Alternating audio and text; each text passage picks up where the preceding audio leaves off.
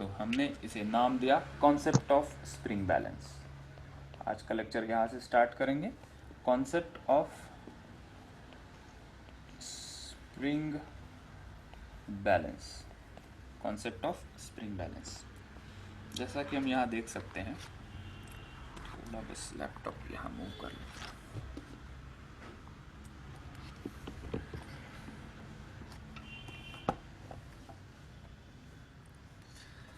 हाँ, ये क्या करता है स्प्रिंग बैलेंस। अभी हम नॉर्मल सी इसकी डायग्राम निकालेंगे। स्प्रिंग बैलेंस तुमने देख लिया कि एक्चुअली में कैसा दिखता है, ठीक है। डायग्राम के लिए हम इसको ऐसा बता देते हैं यहाँ, ठीक है। नीचे इसके हुक होते हैं और यहाँ से कोई मास हैंग करते हैं हम, ठीक है। यहाँ पे हमें रीडिंग दिखती है ना कि कितना वेट है इसका। यहाँ पे जितना है लोड होगा उसका मास वहाँ पे दिखेगा। 50 kg होगा तो ये कांटा 50 kg के पास होगा, 60 kg होगा 60, 30 होगा तो 30 के पास आके रुकेगा, ठीक है। तो यहाँ पे स्ट्रिंग है, यहाँ पे टेंशन टी लगेगा, इसका मास m कंसिडर करते हैं, FBD निकाल रहा हूँ। नीचे क्या होगा, mg होगा, यहाँ पे टेंशन टी लगेगा, यहाँ पे भी ऊपर टेंशन टी लगेगा।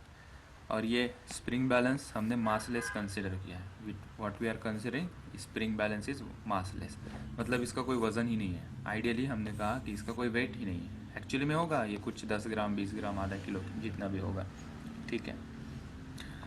अब ये इक्विलिब्रियम में है, this is will be in equilibrium. Equilibrium का मतलब क्या है, इसके ऊपर हमने जब ये मास m हैंग किया तो ये थोड़ा नीचे आ गया। इसकी रीडिंग अंदर स्प्रिंग होगी, इसके अंदर ऐसी स्प्रिंग होगी ना, इसके अंदर ऐसी स्प्रिंग होगी, ठीक है। स्प्रिंग थोड़ी इलोंगेट होगी तो मास थोड़ा नीचे आ जाएगा और वो कॉन्स्टेंटली हमें वही रीडिंग देगा, ठीक है। तो हमने कहा कि अगर ये इक्विलिब्रियम में है तो यहाँ पे ये देख सकते हैं, इस मास की अगर हम FBD निकालेंगे, FBD ऑफ m, तो वो कैसे दिखेगी, नीचे mg ऊपर t। तो क्या लिख सकते हैं हम, t is equals to mg, ठीक है। ओके, इसके रिलेटेड एक थ्योरी पॉइंट हम लिखते हैं। इसको मैं थोड़ा कंप्रेस करके यहाँ रख देता हूँ, हियर, ठीक है। एक पॉइंट हम इसके रिगार्डिंग लिखते हैं।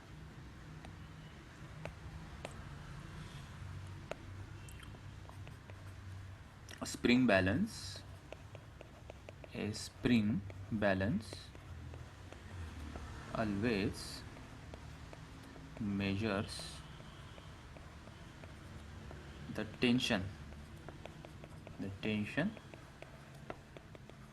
in the string, always measure tension in the string, ठीक है। और second, reading of spring balance is equals to T upon G kg। तो उसकी जो रीडिंग आएगी वो किलोग्राम में आएगी ना, टेंशन तो न्यूटन में होता है। तो यहाँ पे हमने ग्राम्स किलोग्राम्स में लिखा है, तो अगर किलोग्राम ग्राम में आंसर हमें लाना है, इस मास कितना है, तो हम ये जो टेंशन T निकाला है यहाँ पे, because T is equals to mg से, उसको हम G से डिवाइड कर लेंगे, तो हमें ये जो रीडिंग आएगी वो आ जाएगी kg में। इसका एक एग्जाम्पल, नीचे एक एग्जाम्पल करते हैं। तो टेबल हमारे पास है,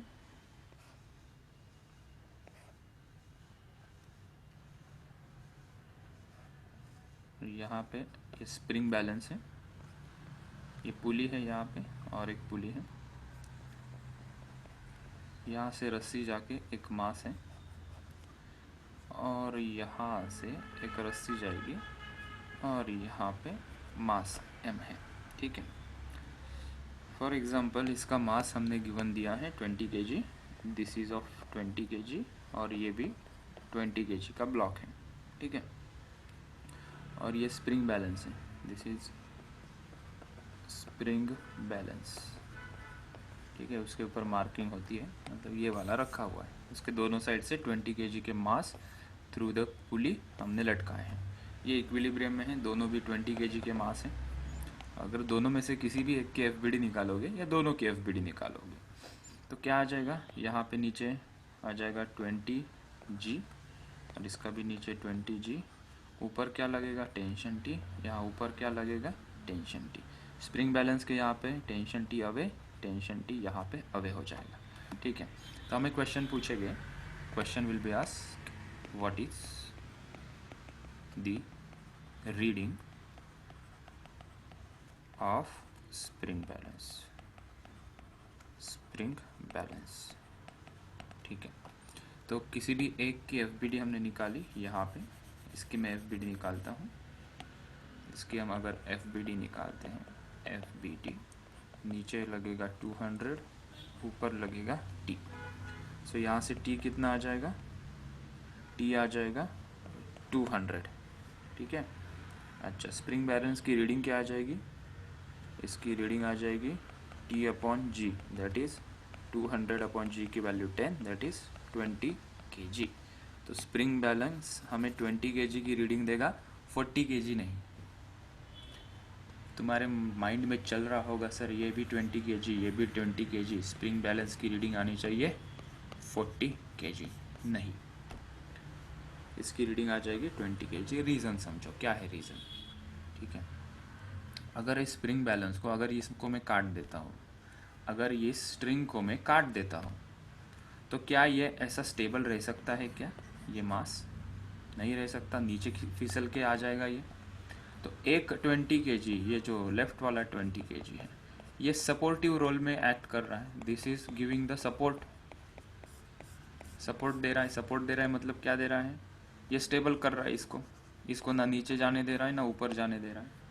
तो यहाँ पे जो भी मास है, अगर सेम मास हम यहाँ पे रखते हैं तो one mass that is 120 kg will act as a support, इसको पकड़ के रखेगा ये।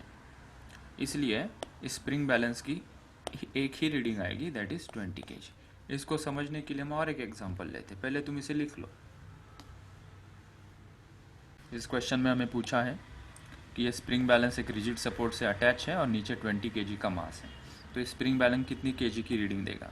तो हमने इसकी एफ निकाली, यहाँ पे नीचे आ जाएगा 200 और ऊपर क्या लगेगा टेंशन टी, वही टेंशन टी यहाँ पे और वही टेंशन टी यहाँ पे। ठीक है, सो हमने लिखा यहाँ पे टी इज इक्वल्स टू 200। सो इसकी जो रीडिंग आएगी वो रीडिंग वही आएगी जो पहले सिचुएशन में आई थी, 200 upon 10, that is T upon G, 20 kg। So last situation और ये सिचुएशन का प्रॉब्लम सेम है। यहाँ पे डायरेक्टली हमने ये रिजिड सपोर्ट पे कनेक्ट किया था, मतलब ये इसको होल्ड कर रहा है यहाँ पे, और इसकी जो रीडिंग देगा वो ये 20 kg देगा। लास्ट क्वेश्चन से कंपेयर करते हो तो यहाँ पे एक मास जो है 20 kg का, वो उसको एज अ रिजिड सपोर्ट के तरीके से अटैच था, उसको सपोर्ट कर रहा था। तो यहाँ पे भी आंसर कितना आया स्प्रिंग बैलेंस का, 20 kg। लिख लो इसे।